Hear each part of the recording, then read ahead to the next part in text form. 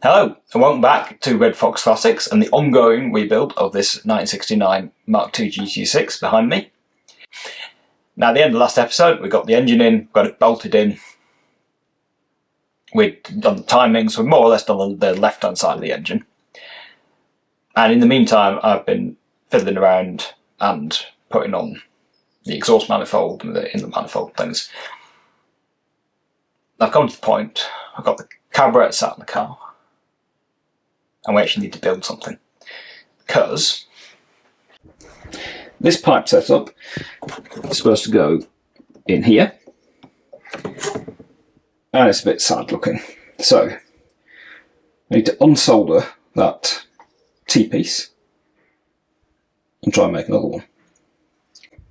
So let's get started with that.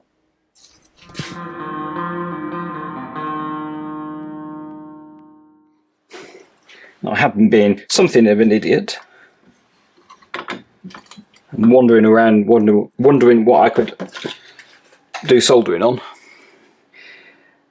Looking at my wooden workbench and forgetting I have a metal welding table there, which is sufficiently heat proof.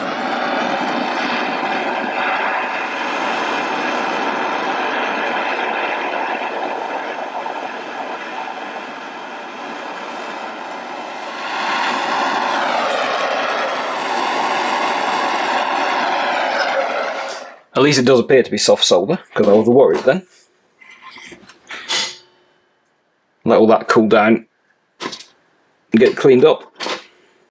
And hopefully put in some new pipes. Okay, as this radiator is an unknown quantity, let's see what happens. It's coming straight out of there. This is the original radiator hose from the car.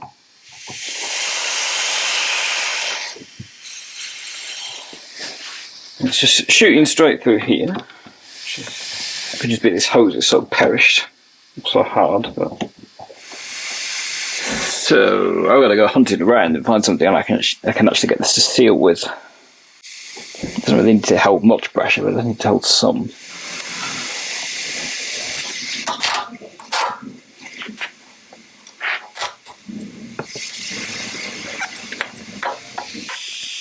It doesn't actually need to hold much pressure. In fact, ideally it doesn't hold much pressure, because we only want to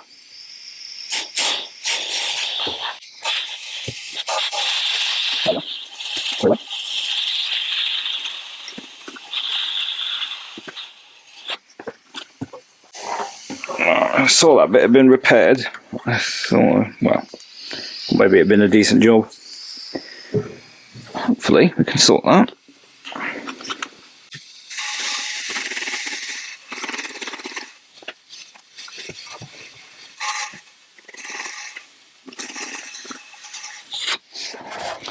Okay, aside from this bit here where it looked like someone had already done a repair, tried to at least, and it seemed to be in alright condition, so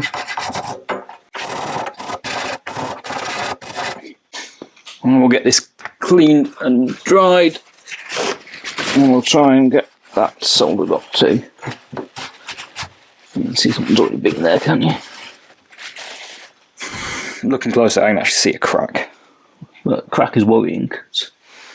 A crack is worrying because it could mean a crack, which is not so solderable. If it's a bad solder joint, that's one thing.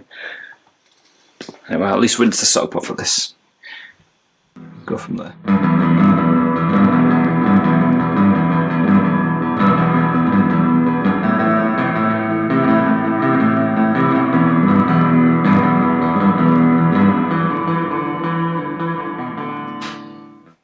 So yesterday I was out on the lathe again and I made myself this neat little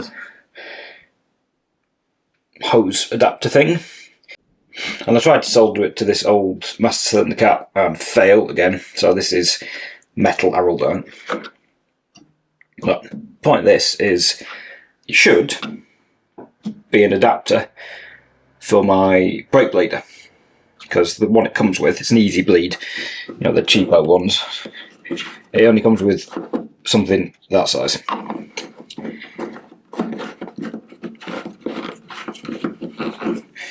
So first job today is going to be to attach it to here and see if the system holds air pressure. And if it does, you can get brakes bled in. The modified cap was a bust. Couldn't get it to seal.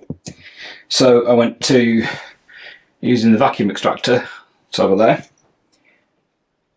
And I was finding the best way of doing things was putting a bit of vacuum on and then pumping the brake pedal as if we're doing a manual two-person bleed. Because what that was doing, that's stopping anything going back in, but we've got the extra pressure here to force fluid and air out. So that seemed to work really well, except for I'd not done up that joint properly. That was easy. The one, well, it's under here. That pipe joins to the rear pipe with a straight through union, just about there on the chassis. And that's leaking. And I've done it up, and I've done it up, and it's tight as it's going to go. And it's still leaking. So I'm going to have to take this pipe off and remake the other end of it, or make the whole thing again, depending on how much length I think I've got. Probably means getting more brake fluid all over the place. I have used Doc 5 silicone because I'm spilling it all over the place. And then at least the paint's going to stay on the car. Not that. If you're going to buy stuff, don't buy the classic car stuff. You can get go-kart stuff sold for go-karts, which is the same standard, but much cheaper. Okay. Brakes bled in. And it was... So this is the pipe that was under the front of the car, which is not going to be in focus, is it? And I just made a bit of a mess of this flare. So I made a new pipe so I could just swap them over. Obviously this is still... I could have reflared this, but I just wanted minimal time with the thing off the car. So I'd take it on, put it, take it off, put it back on again. That's done. Now I can adjust up the back brakes and do the handbrake. I started doing the handbrake, and we've got more repro parts that aren't quite right. So you can see this original one is a bit shorter, or the hole is closer to the... No, it's a bit shorter. And there's a reason for that. It's because when the handbrake lever is where it should be, not what fit. So I'm going to grind the ends off of these and repaint them. So I've been doing lots of little bits. Radiators in, fans on, hoses are in. Got an alternator, but the belt's wrong. This is a slightly later style alternator, so yeah, it needs a slightly longer belt. It's on its way. Borrowing the battery from the Spitfire just so I can lay out the starter cables and earth straps, including the one then under there, which goes to the underside of the rack mount. And hopefully we can just have a quick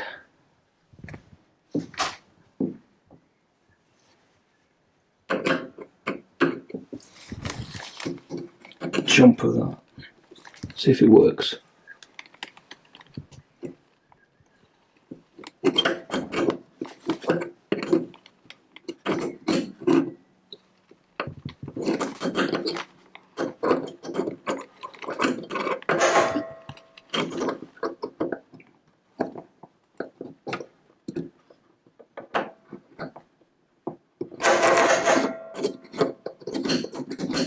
Almost.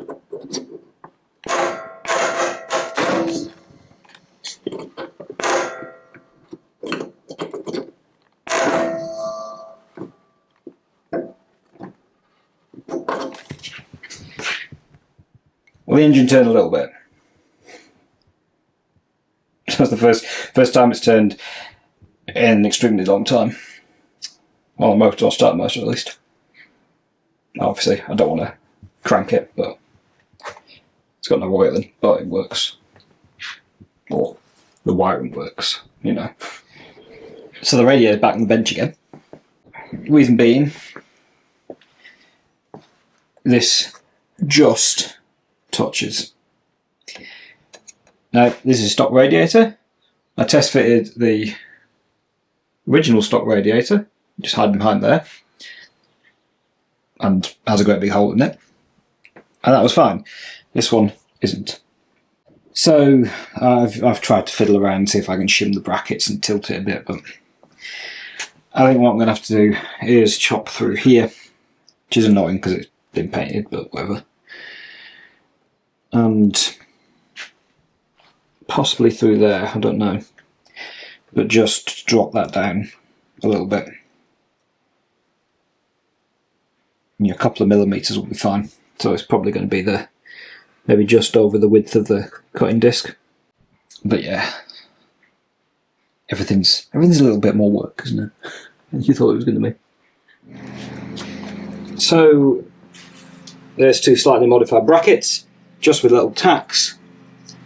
So it will be time to put it in the engine bay and see if that has made anything any better. I don't know if the camera can see this, but it looks like there's about a fraction of a millimetre of clearance. So I'll get it back out again and I'll take some more off. It's back in, fairly visible, but there is, and I've measured this with feeler gauges, about 40 thou of clearance, just about. So I think I might take another slice out with it on. Well, and just make it so it tilts back a little bit. So just cut through the back and let the whole cradle go a little bit further that way. So I've finally got the replacement rocker gasket, and I've just put some Hardemer on it and kind of glued it on. Obviously had it sat with some weight on it just to stick it in place. Now, I'm going to stick it on the car.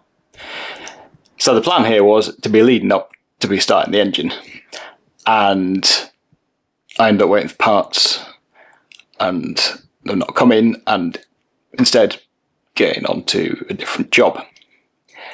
That's the wiring.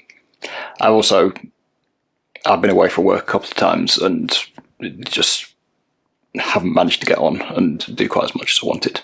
So, finishing this one here, I've got to finish the wiring, which has taken me quite a while, because I'm building it from scratch-ish. I'm using one of them hot rod wiring looms, which is a little bit more work than I thought it was going to be. And I'd temporarily wired, I'd just done a coil and ignition switch so I could run the engine, and I've not quite got to that yet. Anyway, I've got to finish the wiring. I've got to get the tyres on the new wheels, and then ink on the ground, and we actually start the engine, and probably at that point reverse it out the garage, which will be quite exciting. So, if you want to see what comes up, what happens next, then make sure you're subscribed. Thanks everyone for watching, and I will see you next time.